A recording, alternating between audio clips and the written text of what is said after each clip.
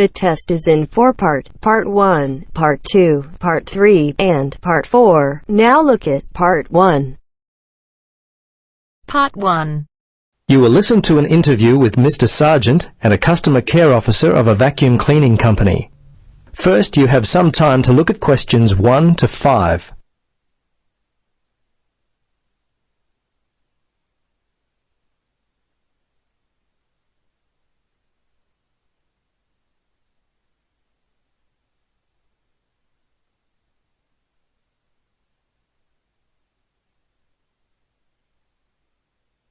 Now, listen carefully and answer questions 1 to 5.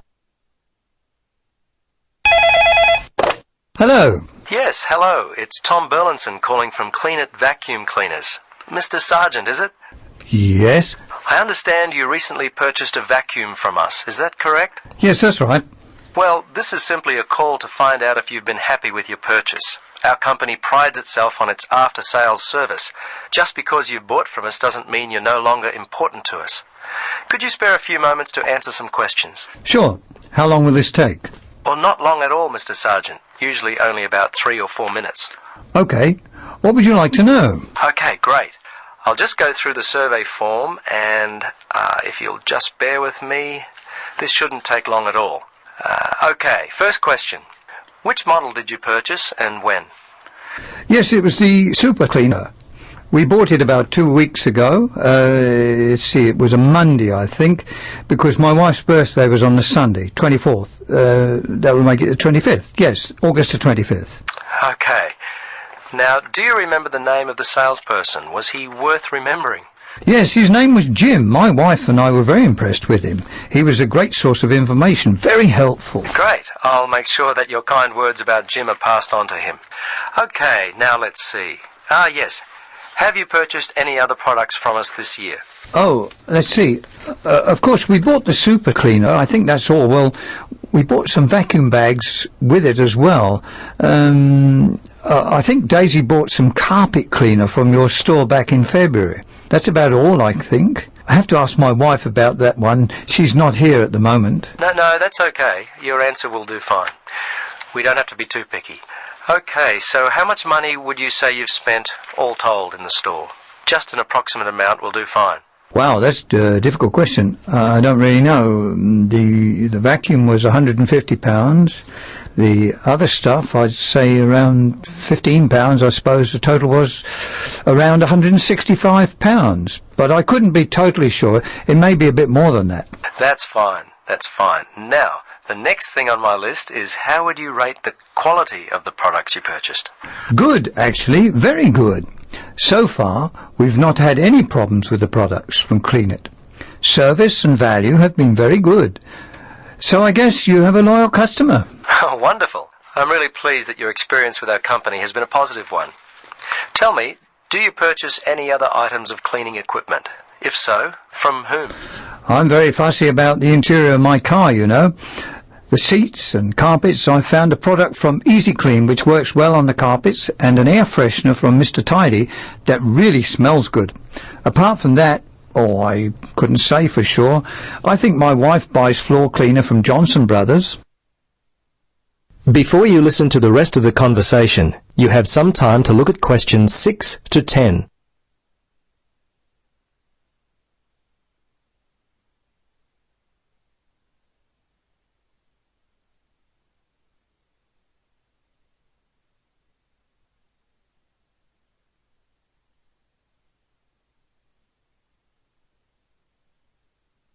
Now listen and answer questions 6 to 10.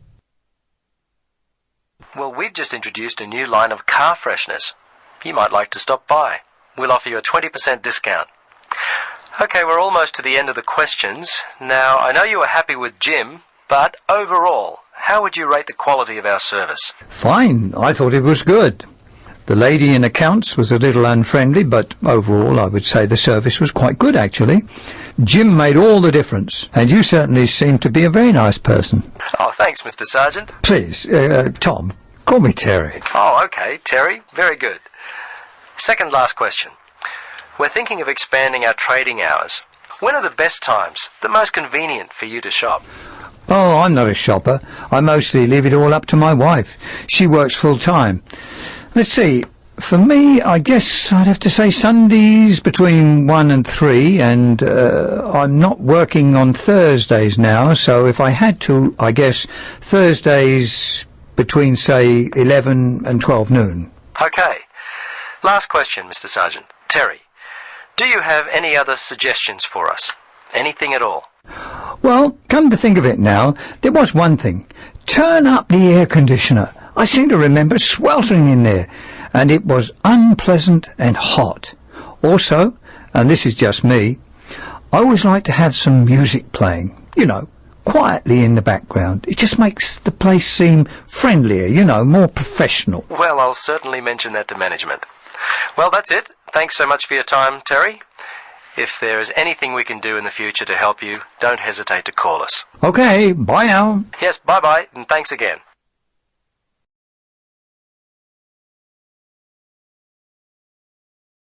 That is the end of part 1.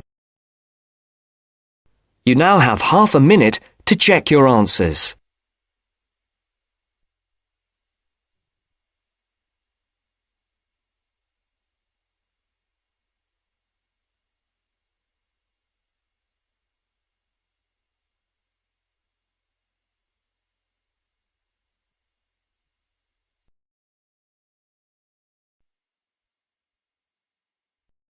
Now turns to part 2. Part 2. You are going to hear a talk about Bell College. First, you have some time to look at questions 11 to 17.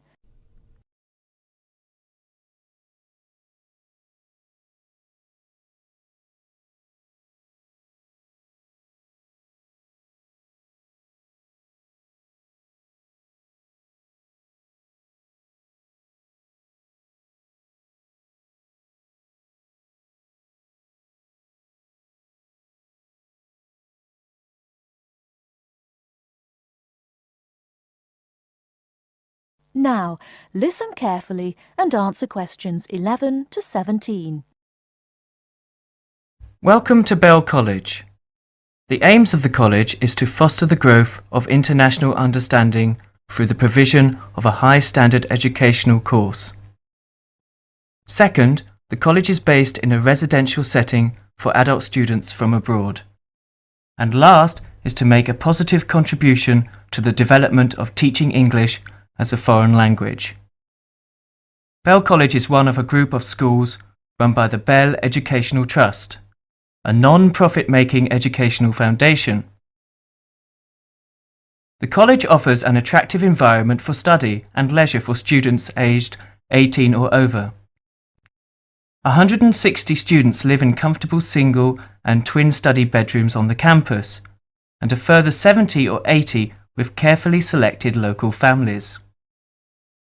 The excellent common room facilities in the college are matched by the extensive gardens and sports fields. Superb academic facilities, including a modern learning centre and library and sophisticated computer networks, are available for students' use in class hours and in the evenings and at weekends. A wide range of courses is offered in 3 areas: the main English programme, teacher training, and English for specific purposes. The teaching staff are highly qualified native speakers with wide experience of working in schools, colleges, and universities in many parts of the world. Living in an international community of 30 or more nationalities is an important part of the Bell College experience. Before you hear the rest of the talk, you have some time to look at questions 18 to 20.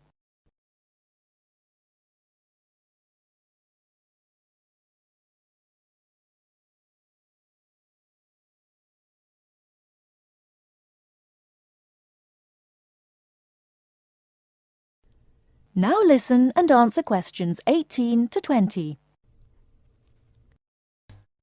The main English programme, teacher training, and English for specific purposes.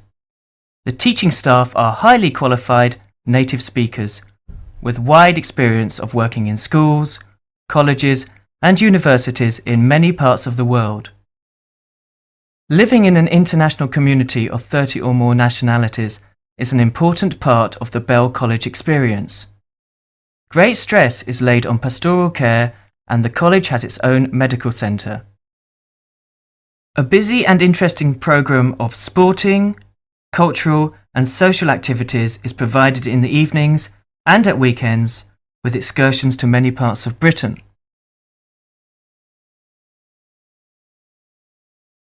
That is the end of part 2.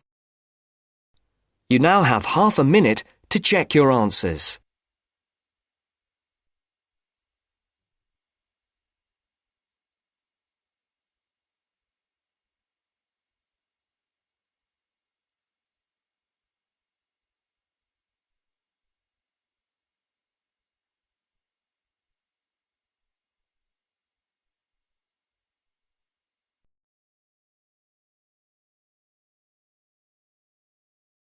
Now turns to part 3.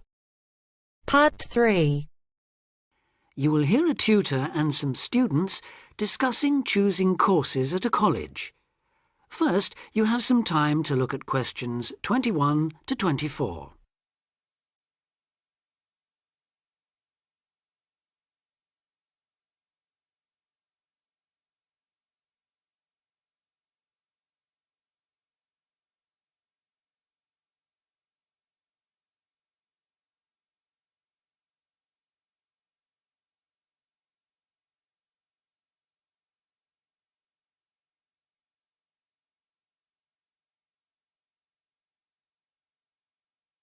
Now listen carefully and answer questions 21 to 24.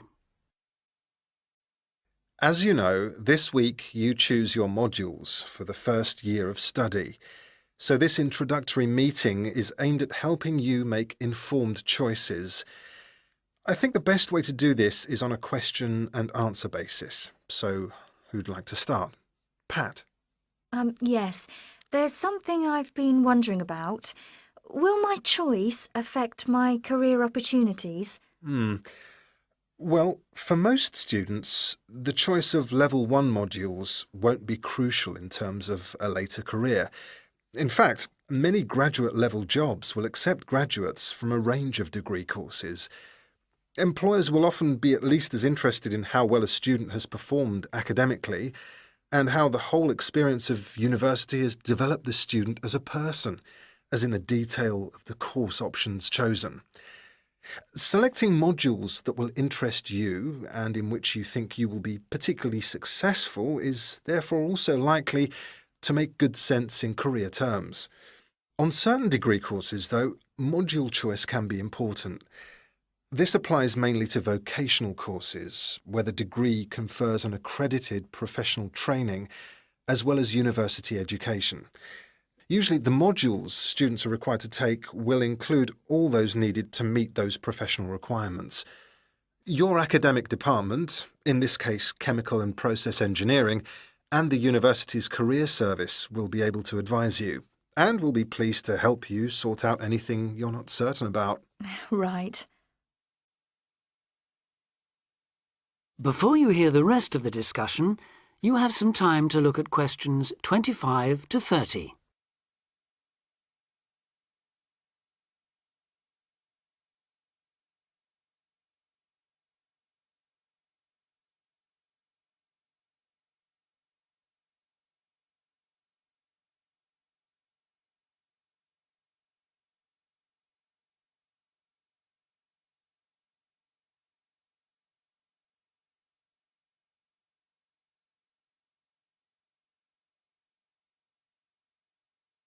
Now listen and answer questions 25 to 30.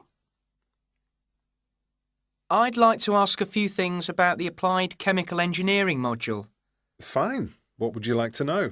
Well, apart from the work on practical engineering, what other topics are covered? Some that might surprise you. One that students always seem to like includes interviewing techniques, presentation skills, and producing written reports. They sound interesting. How are they taught? Through lectures, practical classes, and personal tutorials. Applied chemical engineering lasts all year, of course, so there's plenty of time. And what about assessment? Through project work, usually, or dissertation. Not exams as such. Is that the same for the information technology part of the module? Yes, things like word processing and learning to create spreadsheets are tested in a similar way on this module. That's not the case in some other modules, is it? No, it isn't. Are you thinking of any in particular? Yes, I'm considering doing fluid mechanics. The work on flow analysis looks interesting and I like the look of some of the other topics too.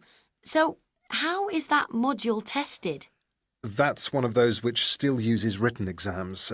The sit-down, formal type, I'm afraid. Oh, that doesn't matter. I quite like that kind, as it happens.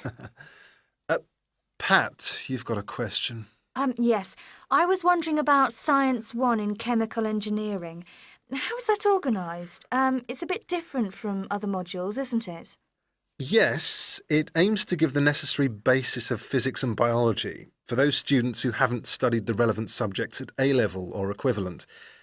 In practice, it means that students who have already studied physics are excused the physics lectures, while those who've done biology are exempt from attending the biology lectures. In the second part of the module, you're assessed on your project work in one of those subjects. And does the teaching approach differ too?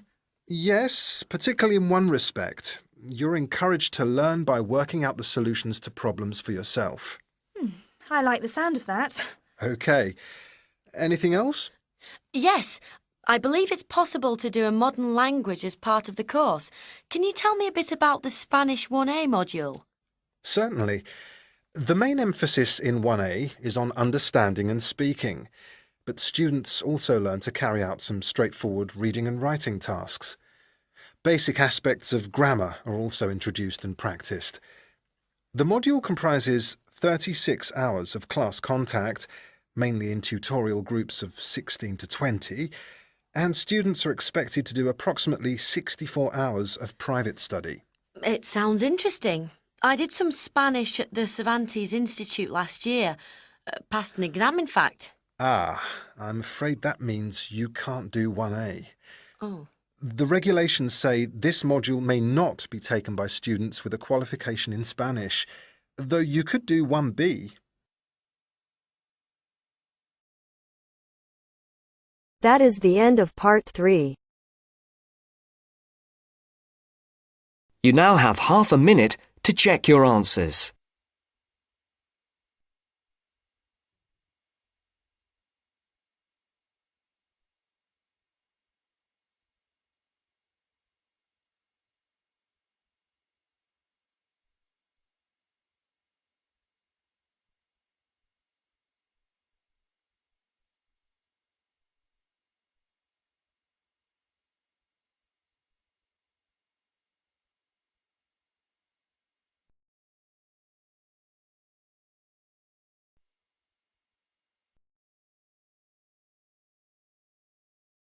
Now turns to part 4.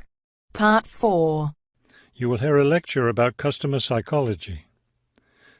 First, you have some time to look at questions 31 to 40.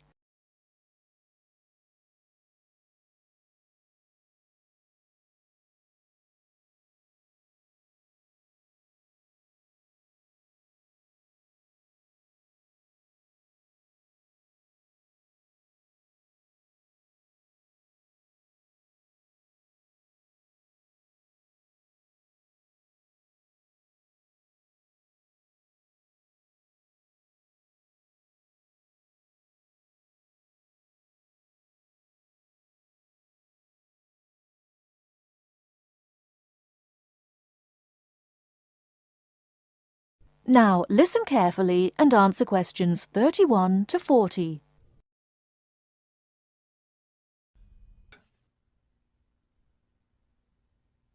An understanding of customer psychology is an invaluable aid for retailers looking for ways to increase sales. Much can be done to the store environment to encourage shoppers to linger longer and spend more money. The first aspect to consider is the physical organisation of the store. Placement of merchandise has a great deal of influence on what customers buy. For example, a common practice among retailers is to place the store's best-selling merchandise near the back of the store. In order to get to these popular items from the front entrance, customers have to walk down aisles filled with merchandise that they might not see otherwise. Carpets are also used to direct customers through particular areas of the store.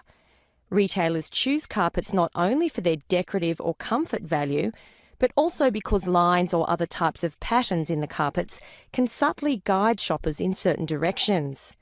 Besides encouraging shoppers to go to certain areas of the store, retailers also want to keep them in the store longer. One way to do this is to provide comfortable seating throughout the store, but not too close to the doors. This gives customers a chance to rest and then continue shopping. Retailers can do a number of things to create a pleasant atmosphere in the store, thereby encouraging more purchases. Music is commonly used, not as entertainment, but as a calming influence. It can slow the customer's pace through the store, making them spend more time shopping and consequentially making more purchases.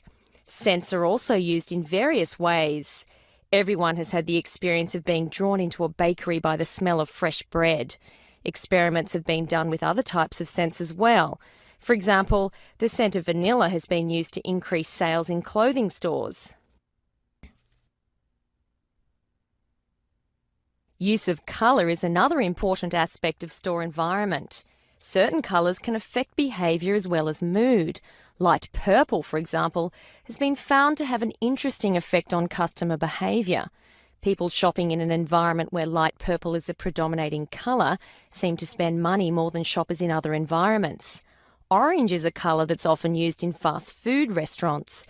It encourages customers to leave faster, making room for the next group of diners. Blue, on the other hand, is a calming colour. It gives customers a sense of security, so it's a good colour for any business to use.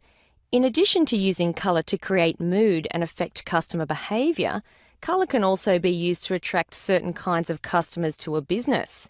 Stores that cater to a younger clientele should use bold, bright colours, which tend to be attractive to younger people. Stores that are interested in attracting an older clientele will have more success with soft, subtle colours, as older people find these colours more appealing. That is the end of part 4.